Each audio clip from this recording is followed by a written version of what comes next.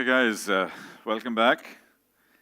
Now, I wasn't going to speak again, but there have been a few requests, so I'm going to just start with a couple of thoughts, a couple of ideas. There's a little video which is based on creativity and design, and it's a company called IDEO, and they did this video. I'll play this video. It's about a minute and a half. I'll cut it there. And it's very interesting because what you will see is how they look at creativity from a completely different side. So they look at mobility and creativity from a different angle. So let me just play that for you. Good design is design that makes a positive impact on the most possible number of people's lives. At IDEO, we're really interested in the future. As designers, we're interested in the future. And so when it comes to something like the future of transportation, we're interested in how's that going to play out in society, how's that going to play out in the city, and how's that technology maybe going to lead to unexpected things.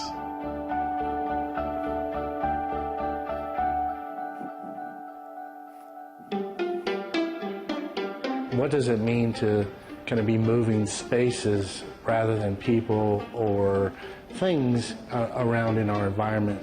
And the Work on Wheels concept really addresses this notion of us kind of inverting the commute. So rather than going to a fixed workplace every day, you might, as a creative team, have variety, kind of the ability to work in inspiring places that happen to be 5 or 10 minutes away versus half an hour or an hour away, and inspire you to kind of think differently. But we're effectively removing the burden on the system of commuting. What we tried to do with the Automobility project was to step back by an order of magnitude. Instead of thinking about the car, just the car, let's think about how the car and transportation and people move through the world and what the world is like when you bring this new technology to play. That's breaking out of the box, if you like, by stepping back to another level of magnitude around the system. We're looking at the system of the city now, not the system of the car. So here it is, system of the city rather than system of the car, starting from a different point of view. Now, do you guys believe that as you grow older, you become less creative? There's no belief that? Okay, let me test this and see how it works. Couple of points here, millennials, but thank you for that. You're one of the exceptions, but it's always good to have exceptions because you need a contrary opinion. Millennials think differently.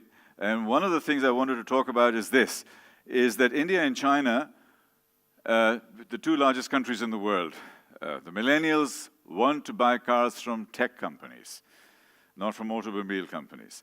So there's a whole mindset shift, which is massive. And this is not just Tesla, it is right across the board. This is a very interesting data point, which I think as you are speaking today, it's worth noting. We're getting a lot of factors pushing us all over the place. You've seen this, this particular chart on how vehicle ownership and control can impact each other. But what I wanted to talk about actually is further down. Sorry, guys.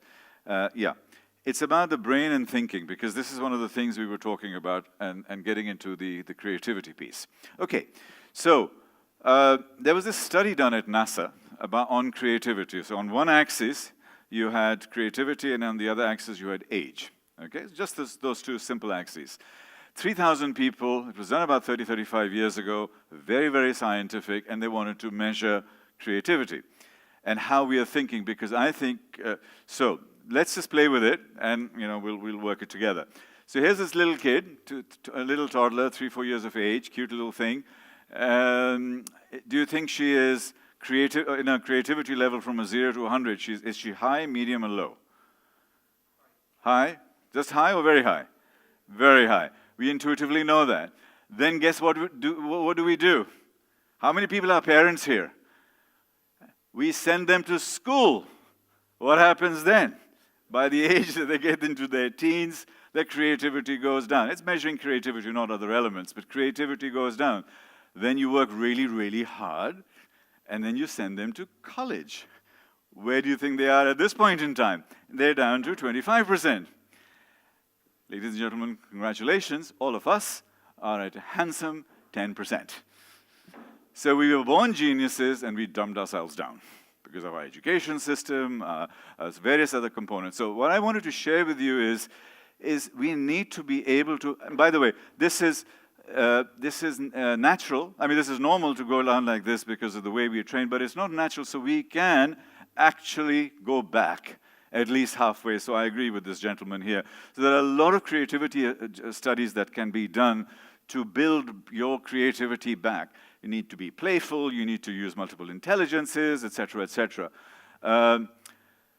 This is a very interesting chart. It was done by my professor, Professor Buzan, Tony Buzan, and it's a chart on multiple intelligences. At university, when we apply on our SAT and our achievement, we only have two variables. What are they? Numerical and verbal. And now they started working on emotional intelligence. But folks, we have spiritual intelligence, we have spatial intelligence, we have sensual intelligence, we have many, many other intelligences. So as human beings in industry, as you grow out there and develop, we need to develop all our multiple intelligences, as opposed to stay focused on the analytical piece or a focused piece on we have to become more human. Let the AI do the hard work, and let's just become a wee bit more human. Now, I asked about anthropology and psychology. These are some of the new degrees that are going to be popular over the next 5, 10, 15 years.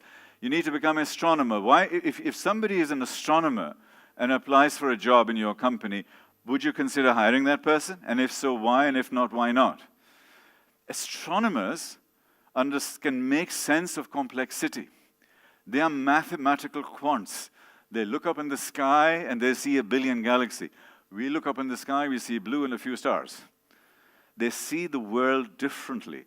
We are living in a different world. So we need different kind of thinking people.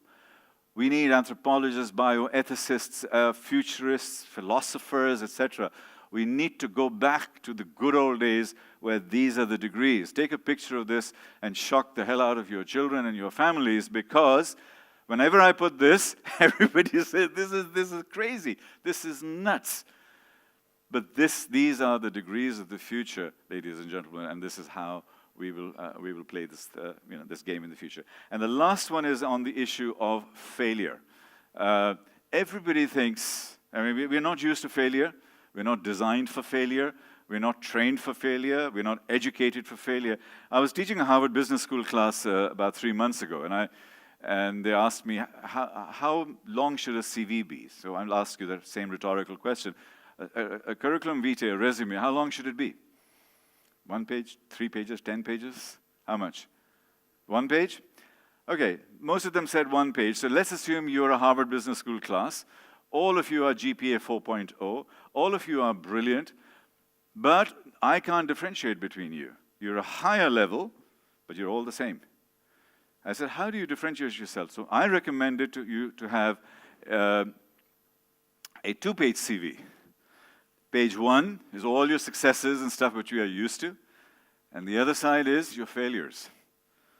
List out your failures, your learning, because in the future, what I am looking for is people who are resilient, people who are resourceful, people who have courage, people who can experiment, people who can explore, people who have humility when they screw up, that they can adjust themselves, stop, and then restart again.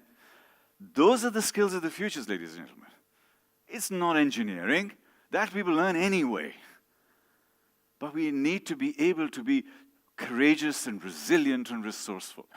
And in our mobility space, as we grow, ethics and trust is fine, and that's the value system we've got. But the learning and creativity system, which is the other big piece that we need to be looking at, is built around these kinds of degrees. I'm not saying these are an exhaustive list, but you know where I'm going with this. And that is what I would like to sort of just have food for thought for you in terms of building this as we go forward, okay? So, just a little a creative input to get this thing going. All right, super. So I've got you guys back into the game, and now we have...